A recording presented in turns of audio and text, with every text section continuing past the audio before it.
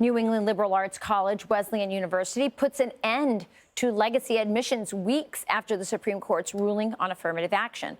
The college's president saying, quote, "We still value the ongoing relationships that come from multi-generational Wesleyan attendance, but there will be no bump in the selection process." Civil rights attorney and former history and social studies teacher Leo Terrell, and my friend, joins us next. Leo, it's so great to have you on. So I'm going to tell you, I am not a fan of legacy admission. So I'm not necessarily unhappy that some of these universities like Wesleyan are going to let that go by the wayside. What are your thoughts, especially as it relates to the latest affirmative action ruling by the Supreme Court? Well, first of all, thanks for having me, Rachel. Glad to be here. Look, I'm no fan of these legacy admissions as well, but I want to make sure people understand this.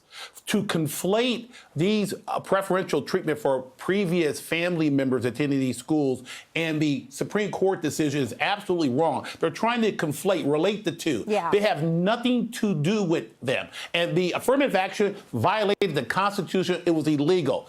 There is no constitutional violation for legacy admission. I am in your camp. I disagree with legacy admissions. If a college wants to get rid of them, so be it. But don't play the race card with them because it has nothing to do with affirmative action. Yeah, I think that's a fair point. But again, I'm not going to be unhappy if they go away. But I'm hoping that these schools abide by that ruling because we need the best and the brightest more than ever. And merit-based has always been part of that American dream. And we don't want to have people making these decisions based on race. I'm with you 100%. Let's move to another topic. You guys remember, I'm going to show you this clip. It'll jog your memory.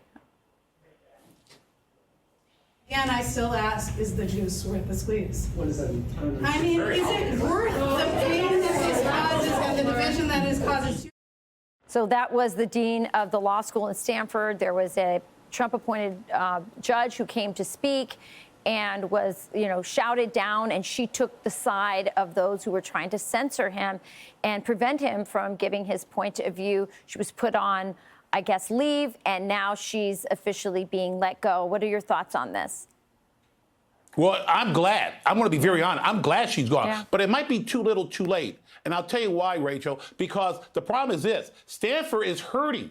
Federal judges will not hire Stanford law graduates. So they're going to be hurt because the law school is going to lose a lot of prestige. And so what's happening is this woman who just resigned is the sacrificial lamb. But what's happening now is Stanford needs to open up the diversity of opinions within the law school. Mm-hmm. Hire conservative alternative judges. Allow conservative alternative opinions to be guest speakers. But what they're doing right now is damage control. And I think the federal judges, and I think the fact that it was a blowback of hurting Stanford Law School, I think now they're trying to basically repair the damage, but I think it's too little too late. Yes, you're saying it's just a Band-Aid. What they really need to do is go in and clean house and get rid of all this DEI, bring in diversity of thought, get back to the law, and not all this identity politics. But could the message that you rightly point out, this is one of the most prestigious schools in our country, could the message of this woman being fired, of the fact that law students who paid a ton of money to go to Stanford Law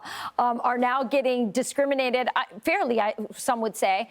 They're being passed over for positions because people aren't confident about their impartiality in terms of the law. Could that send a message to other law schools? Oh, absolutely, Rachel. I think this is a big-time message because I think the federal judges have telling Stanford, which is a prestigious law school, basically, hey, look, if you want us to hire your brightest and best, you need to be fair. And what they need to do, Rachel, is to invite you and I to speak at Stanford University. Yeah, well, definitely you. You are the voice of reason in California and an incredible attorney and a good guy all the way around. Thanks, Leo. Thank you. We loved having you on. I'm Steve Ducey. I'm Brian Kilmeade. And I'm Ainsley Earhart. And click here to subscribe to the Fox News YouTube page to catch our hottest interviews and most compelling analysis.